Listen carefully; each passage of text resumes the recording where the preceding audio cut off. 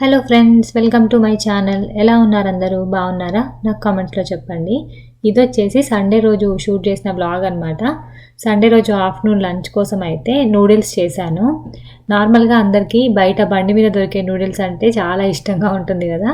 మనం ఇంట్లో కూడా సేమ్ అదే టేస్ట్తో చేసుకోవచ్చు అనమాట. చాలా ఈజీగా చేసుకోవచ్చు, సూపర్ టేస్టీగా ఉంటాయి. తప్పకుండా ట్రై చేయండి మీరు. ముందైతే స్టవ్ మీద ఒక ప్యాన్ పెట్టుకొని వాటర్ని బాగా బాయిల్ చేసుకోవాలి. ఇక్కడ నేను వాటర్లో కొంచెం సాల్ట్, కొంచెం ఆయిల్ వేసుకున్నాను. వాటర్ బాగా బాయిల్ అయిన తర్వాత దీంట్లో మనము నూడిల్స్ వేసుకొని బాయిల్ చేసుకోవాలన్నమాట. ఇక్కడ నేనైతే మాకు ఇక్కడ స్పిగాటి అని దొరుకుతుంది, అది తీసుకున్నాను. ఇదేంటంటే స్టిక్స్ లాగా ఉంటుందన్నమాట. నేను ఇక్కడ తీసుకుంది ఆర్గానిక్ది, ఓల్ వీట్ది తీసుకున్నాను. ఇవైతే చాలా బాగా వస్తాయన్నమాట నూడిల్స్. ఇండియాలో మీకు ఓల్ వీట్వి కూడా దొరకవచ్చు, ట్రై చేయండి ఒకసారి. వీటిని వాటర్లో వేసుకొని ఒక 15 మినిట్స్ పడుతుంది బాయిల్ అవ్వడానికి. ఇవి వీటివి కదా, కొంచెం ఎక్కువ టైమే పడుతుంది అనమాట కుక్ అవ్వడానికి. మీరు తీసుకునే నూడిల్స్ని బట్టి మంచిగా కుక్ అయ్యే వరకు వాటిని బాయిల్ చేసుకోవాలి. ఇక్కడ నూడిల్స్ అన్నీ బాయిల్ అయ్యేలోపు ఒక పక్క నేను వెజిటేబుల్స్ కట్ చేసుకుంటున్నాను. నేనైతే కొంచెం వెజిటేబుల్స్ వీటిలో ఎక్కువగానే వేసుకుంటాను. క్యాబేజ్, కలర్ క్యాప్సికము, ఆనియన్ వేసుకుంటున్నాను. మీకు కావాలంటే క్యారెట్ కూడా వేసుకోవచ్చు. ఈరోజు నేనైతే ఎగ్ నూడిల్స్ చేస్తున్నాను అనమాట, కాబట్టి క్యాప్సికమ్ ఇంకా క్యాబేజ్ వేసుకుంటున్నాను, క్యారెట్ వేయట్లేదు. మోస్ట్లీ నేనైతే వెజిటేబుల్ ఫ్రైడ్ రైస్లో కానీ ఇట్లా నూడిల్స్లో కానీ ఎక్కువ వెజిటేబుల్స్ వేసుకొని చేసుకుంటాను అనమాట. మోస్ట్లీ కలర్ క్యాప్సికమ్ యూజ్ చేస్తాము అంటే ఫ్రైడ్ రైస్ నూడిల్స్లోనే ఎక్కువగా వేస్తాను. ఎప్పుడైనా రోల్స్లో కూడా వేస్తూ ఉంటాను అనమాట. కలర్ క్యాప్సికమ్ ఫ్లేవర్ వీటిలో చాలా బాగుంటుంది. మనం నార్మల్గా వీటిని తినలేం కదా, ఇట్లా వీటిలో అయితే మనకు ఫ్లేవర్ కూడా చాలా బాగుంటుంది అనమాట. కాకపోతే బయట బండి మీద మనం తినేటప్పుడు వెజిటేబుల్స్ తక్కువ, నూడిల్స్ ఎక్కువనే వేసి ఇస్తారు కదా, ఎక్కువ వెజిటేబుల్స్ ఏం వేయరు బయట బండి మీద. మనం ఇంట్లో చేసుకుంటున్నాం కాబట్టి కొంచెం వెజిటేబుల్స్ ఎక్కువగా వేసుకుంటే ఫైబర్ ఎక్కువగా ఉంటుంది కదా. నూడిల్స్ ఎట్లయినా కొంచెం అన్హెల్దీనే, దానికి కొంచెం హెల్దీగా తినాలంటే కొన్ని వెజిటేబుల్స్ ఎక్కువ వేసుకొని తినాలి. ఇక్కడైతే స్టవ్ మీద ఒక ప్యాన్ పెట్టుకొని కొంచెం ఆయిల్ వేసుకొని ఎగ్స్ని స్క్రాంబుల్డ్ ఎగ్ లాగా చేసుకొని పక్కన పెట్టుకుంటున్నాను అనమాట. ఈరోజు ఎగ్ నూడిల్స్ చేస్తున్నాను కదా, అందుకే ఎగ్ని ముందే ఫ్రై చేసేసుకొని పెట్టుకుంటున్నాను. ఇక్కడ ఎగ్ని ఫ్రై చేసేటప్పుడు కొంచెం సాల్ట్, కొంచెం పెప్పర్, కొంచెం టర్మరిక్ పౌడర్ వేసుకున్నాను. టర్మరిక్ పౌడర్, పసుపు వేస్తే ఏంటంటే ఎగ్ మంచి కలర్ వస్తుంది కదా, రెడ్ కలర్లో వస్తుంది ఎగ్ మీద పసుపు వేయగానే, అందుకే కొంచెం వేసాను నేను. నా వీడియోస్ రెగ్యులర్గా ఫాలో అయ్యే వాళ్ళకైతే తెలుసు కదా, మా పిల్లలు స్పైసీ అస్సలు తినరనమాట. అందుకే ఫస్ట్ వాళ్ళకి చేసేసి నెక్స్ట్ స్పైసీగా మేము చేసుకుంటాము. ఎగ్ నూడిల్స్ అంటే మోస్ట్లీ చాలా స్పైసీగా చేసుకుంటాం అనమాట. ఎగ్ నూడిల్స్ మనం చేసుకున్నప్పుడు ఇంట్లో బయట బండి మీద మనం తెచ్చుకున్నట్టుగా టేస్టీగా ఉండాలంటే మెయిన్ ఏంటంటే ఐరన్ ప్యాన్ యూజ్ చేయాలి. ఐరన్ ప్యాన్లో కనుక నూడిల్స్ కానీ ఫ్రైడ్ రైస్ కానీ చేసుకున్నామంటే చాలా టేస్టీగా ఉంటుంది. మీరు ఒకసారి ట్రై చేసి చూడండి, టేస్ట్ డిఫరెన్స్ మీకే ఖచ్చితంగా అర్థమవుతుంది. నేను ఇక్కడ యూజ్ చేస్తున్న ఈ ప్యాన్ వచ్చేసి ఇండస్ వ్యాలీది అనమాట. మనకు నార్మల్గా ఫ్రైడ్ రైస్, నూడిల్స్ చేసుకోవడానికి ఓక్ అంటారు కదా, ఒకటే హ్యాండిల్ వస్తుంది అనమాట దీనికి. ఇది నూడిల్స్, ఫ్రైడ్ రైస్ చేసుకోవడానికి చాలా బాగుంటుంది. ఇది ఫస్ట్లో కొన్నప్పుడు ఫుల్ బ్లాక్ కలర్ కోటింగ్ లాగా ఒక పెయింట్ లాగా వేసేసి వస్తుంది. అది నార్మల్గా మనం సోప్ వేసి కడిగేస్తే అస్సలు పోదనమాట.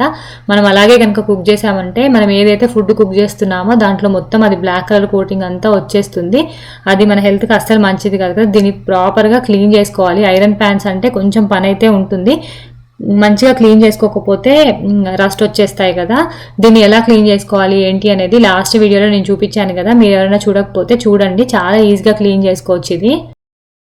ఇక్కడ చూసారు కదా, నూడిల్స్ కూడా బాయిల్ అయిపోయాయి. ఇక్కడ ఒక టిప్ ఏంటంటే, ఇట్లా నూడిల్స్ బాగా కుక్ చేసుకున్న తర్వాత ఒక స్ట్రైనర్లో స్ట్రెయిన్ చేసేసుకొని వెంటనే దాన్ని చల్లటి నీళ్ళతో కడిగేయాలన్నమాట. అలా వాష్ చేయడం వల్ల ఏమవుతుందంటే నూడిల్స్ ఓవర్ కుక్ అవ్వకుండా ఉంటాయి, ఒకదానికొకటి అంటుకోకుండా ఉంటాయి అన్నమాట.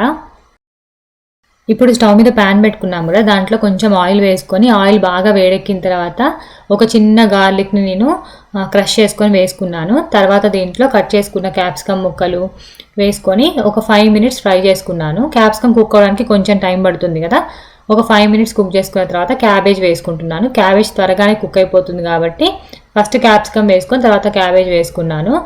వెజిటేబుల్స్ అన్నీ ఏంటంటే ఎక్కువ కుక్ చేయొద్దు, నూడిల్స్లో కొంచెం రాగా ఉంటేనే బాగుంటుంది. మీరు ముందే సాల్ట్ కూడా వేయొద్దు, సాల్ట్ వేస్తే వాటర్ వచ్చేస్తాయి కదా వెజిటేబుల్స్ నుంచి. వెజిటేబుల్స్ని ఒక 10 మినిట్స్ కంటే మరీ ఎక్కువగా కుక్ చేయొద్దు.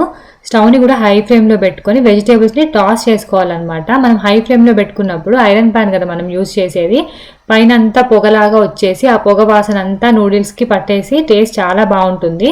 అందుకే ఐరన్ ప్యాన్లో కుక్ చేసినప్పుడు టేస్ట్ బాగుంటుంది అనమాట.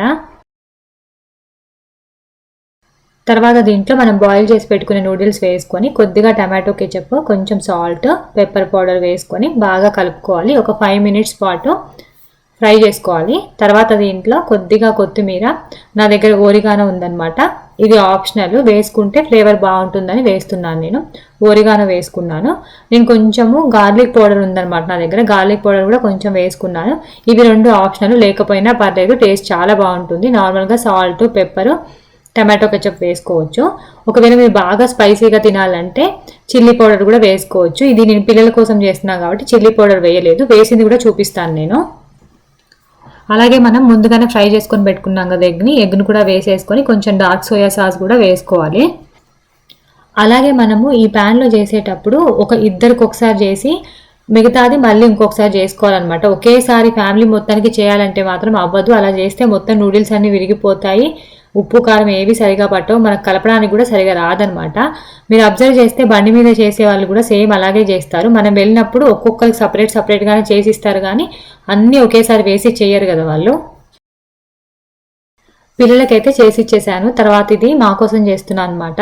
సేమ్ అన్ని అవే ఇంగ్రీడియంట్స్ వేసుకొని కారం ఒక్కటి ఎక్స్ట్రా వేసుకుంటున్నాను ఇక్కడ నేను. ఇక్కడ చూసారు కదా, దీంట్లో అయితే రెడ్ చిల్లీ పౌడర్ వేసాను. ఇవి మా కోసం చేసుకున్నాం అనమాట. చాలా స్పైసీగా చేసుకున్నాము. సేమ్ బండి మీద మనం తెచ్చుకుంటే ఎలా టేస్టీగా ఉంటాయో సేమ్ అలానే ఉన్నాయి. మీరు కూడా ఒకసారి ట్రై చేయండి, ఐరన్ ప్యాన్లో చేసి చూడండి, టేస్ట్ అయితే చాలా బాగుంటాయి అన్నమాట అసలు.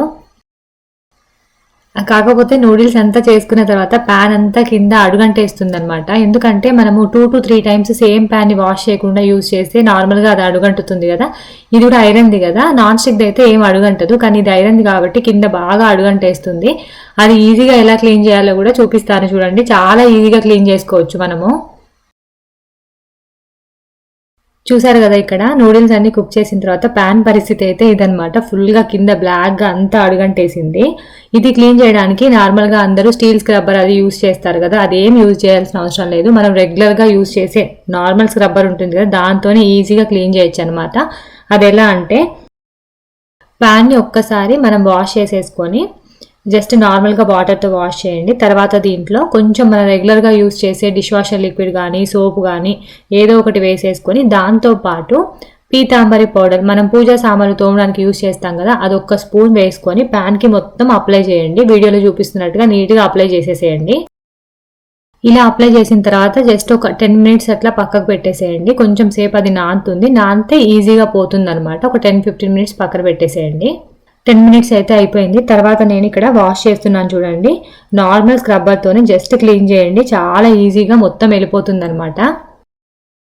ఇక్కడ చూసారు కదా ఎంత నీట్గా క్లీన్గా అయిపోయిందో. ఇప్పుడు దీంట్లో మళ్ళీ కొంచెం పీతాంబరి పౌడర్ వేసుకొని ఒకసారి నీట్గా క్లీన్ చేసేస్తున్నాను నేను. ఇప్పుడు చూడండి, ప్యాన్ మనకి కొత్త దానిలాగా తలతలా మెరిసిపోతుంది అనమాట.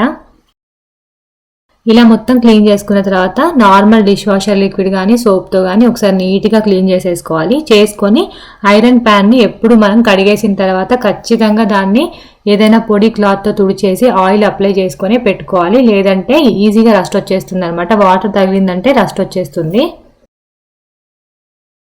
ఇక్కడ చూసారు కదా ఎంత నీట్గా క్లీన్ అయిపోయిందో. తర్వాత దీన్ని స్టవ్ మీద పెట్టుకొని కొంచెం వేడి చేసుకోవాలి. వేడి చేసుకుంటే లోపల ఏమైనా తడున్నా కూడా ఆరిపోతుంది అనమాట. ఏదైనా ఒక పొడి క్లాత్ తీసుకొని పైన వాటర్ అంతా క్లీన్ చేసేసుకొని కొద్దిగా ఆయిల్ వేసుకొని ప్యాన్కి మొత్తానికి ఆయిల్ అప్లై చేసుకోవాలి. ఇలా ఆయిల్ అప్లై చేసుకుంటే రస్ట్ రాకుండా ఉంటుందన్నమాట. నెక్స్ట్ టైం ఎప్పుడైనా ఐరన్ ప్యాన్స్ క్లీన్ చేయాలంటే నేను చెప్పిన టిప్ని ట్రై చేయండి. మీకు ఎవరికైనా యూజ్ అయితే మాత్రం తప్పకుండా నాకు కామెంట్స్లో చెప్పండి. ఇదన్నమాట ఈరోజు వీడియో. మళ్ళీ రేపటి వీడియోలో మళ్ళీ కలుద్దాం. బాయ్.